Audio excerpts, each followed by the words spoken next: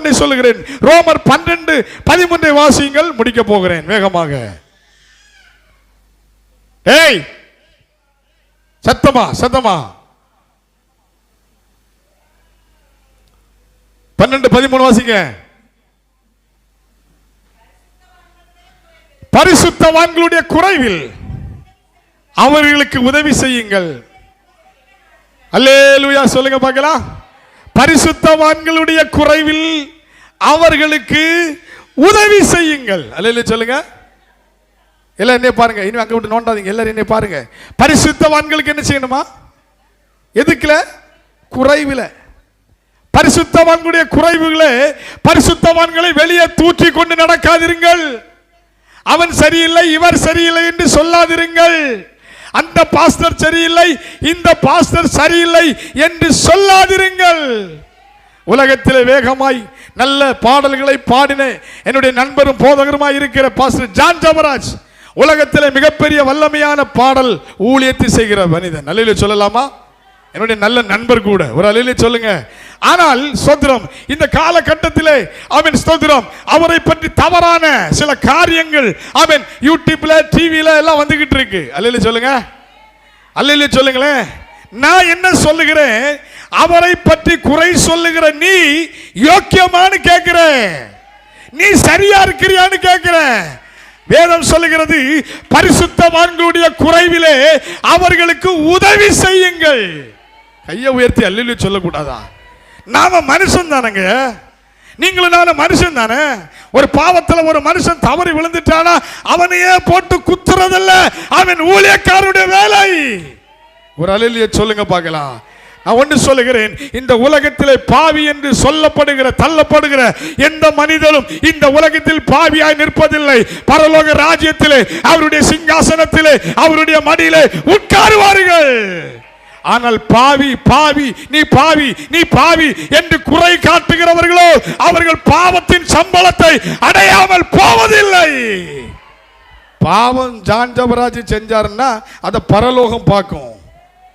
அவன் ஊழியத்தை கெடுக்கணும்னு நினைச்சு ஆமென் சில வதந்திகள் இன்றைக்கு வேகமாய் பரவி கொண்டிருக்கிறது. அருமையான தேவ பிள்ளைகளே, நீங்கள் எச்சரிக்கையாயிருங்கள். ஒரு மனிதன் ஊழியத்தில் வளர்ந்து வரும்போது அவனுடைய வளர்ச்சியை தடை பண்ண சத்துரு அவன் பிளான் பண்ணி கொண்டிருப்பான், சத்துரு திட்டம் போட்டு கொண்டிருப்பான், சத்துரு எவைகளை விழுங்கலாம் என்று வகை தேடி கொண்டிருப்பான். பரிசுத்தவான்களுடைய குறைவிலே உதவி செய்யுங்கள். உனக்கு தப்புன்னு தெரிஞ்சா, நீ நல்லவனா இருந்தா அவனை கூப்பிட்டு தனியா வச்சு நீ பேசியிருந்தா நீ நல்லவன்.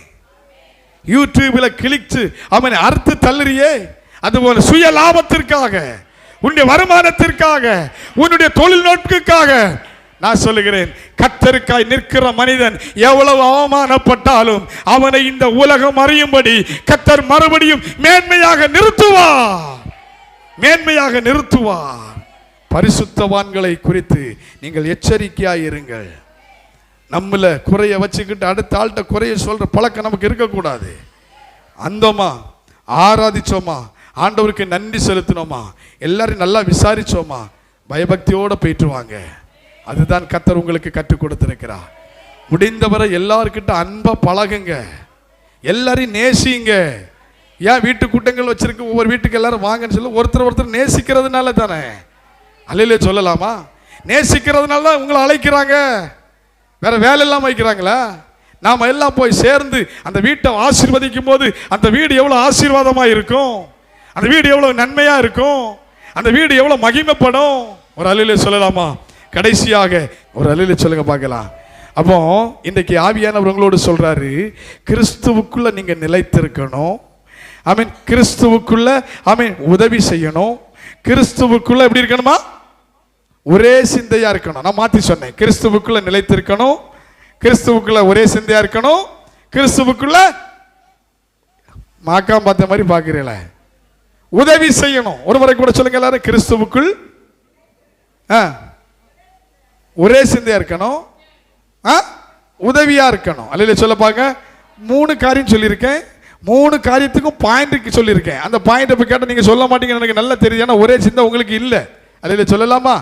அதனால எழுதினவங்களுக்காய் கர்த்தரை சோதரிக்கிறேன். ஒரு அல்லேலூயா சொல்லுங்க. நிலைத்திருக்கணும்னா ஆமென் ஒரு செடியும் கொடியும் ஆமென் ஆண்டவரோடு இணைக்கப்பட வேண்டும். அது மிகுந்த கனிகளை கொடுக்கும். அதுதான் நிலைத்திருக்கிற அனுபவம்.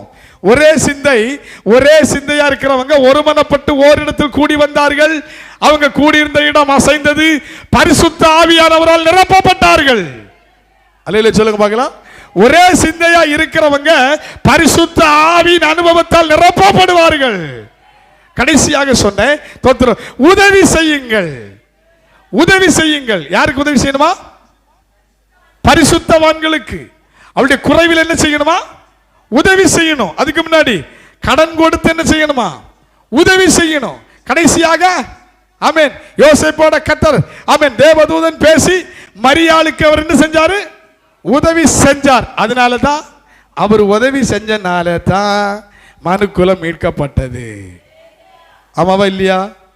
அவர் அன்னைக்கே பிரச்சனை பண்ணி பெரிய குழப்பத்தை உண்டு பண்ணியிருந்தா மரியாளுக்குள்ள ஆமீன் இயேசுநாதர் பிறந்திருக்க முடியாது. ஒருவேளை பிதாவன வேற திட்டத்தை வச்சிருப்பாரு. அது ஒருவேளை நமக்கு செட்டாய் வந்திருக்காது.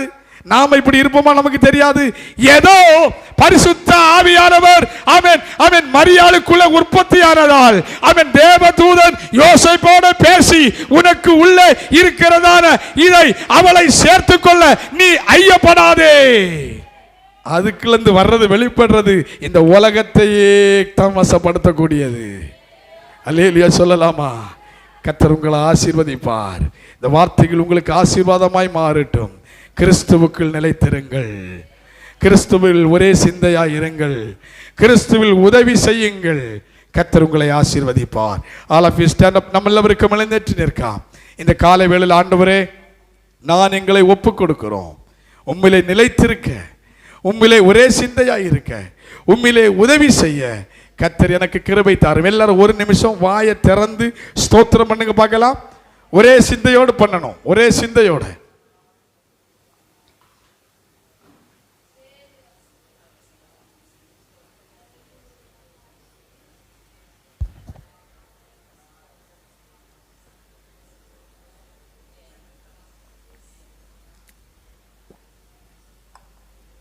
இவ்வளவுதான் சத்தமா? இவ்வளவுதான் சத்தம் வருமா? பரிசுத்த ஆவி ஒன்று நிரப்பணும்னா ஒரே சிந்தையோட நீ ஜெபம் பண்ணணும். எல்லா வாலிப பிள்ளைங்க ரேஷ்னி சத்தமா ஜெபம் பண்ணு. பிளஸ் சத்தமா ஜெபம் பண்ணு. சத்தமா ஜெபம் பண்ணு. எல்லாம் சத்தமா ஜெபம் பண்ணு. ஓ ராபா மாமா சங்கராபா லபாரா பாபா. கிறிஸ்துவில் நிலைத்திருக்கிற அனுபவம் நம்முடைய வாழ்க்கையில மிகுந்த கனியை கொண்டு வருகிறது. கனி இல்லாதவர்களாய் நீங்கள் இருக்க விரும்பவில்லை. கனி இல்லாத மரத்தை பார்த்து ஆண்டவர் சொல்கிறார், இவைகளை வெட்டி போடுங்கள், இதனால எந்த யூஸும் இல்லை. வார்த்தையில கனி கொடுங்கள், உதவி செய்யுங்கள், ஒரே சிந்தையாயிருங்கள், ஒருமனப்படுங்கள், ஒன்று சேருங்கள். கர்த்தர் உங்களை ஆசீர்வதிப்பார். பரலோக தகப்பனே, இந்த நல்ல காலை பொழுதற்காக நன்றி. காலை நேரம் முதல் இந்த நேரம் வரையும் உம்முடைய பிரசன்னம் எங்கள் நடுவில் அளவில்லாமல் ஊற்றப்படுகிறதற்காய் நன்றி. நன்றி. இப்பொழுதும் இந்த காலை பொழுதில் உம்முடைய பிரசன்னத்தினால் ஒவ்வொருவரையும் நிறைத்து அனுப்புகிறதற்காய் நன்றி சுவாமி.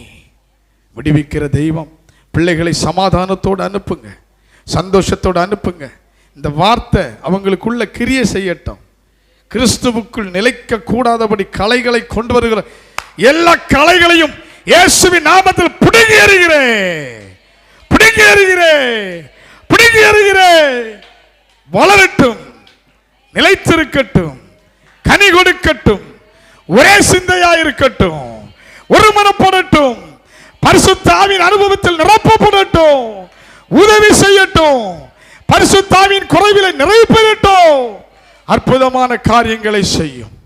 வந்திருக்கிற ஒவ்வொருவரையும் ஆசீர்வதிங்கப்பா. தனித்தனியாய், குடும்பம் குடும்பமாய், பெயர் பெயராய் கர்த்தர் ஆசீர்வதியோ.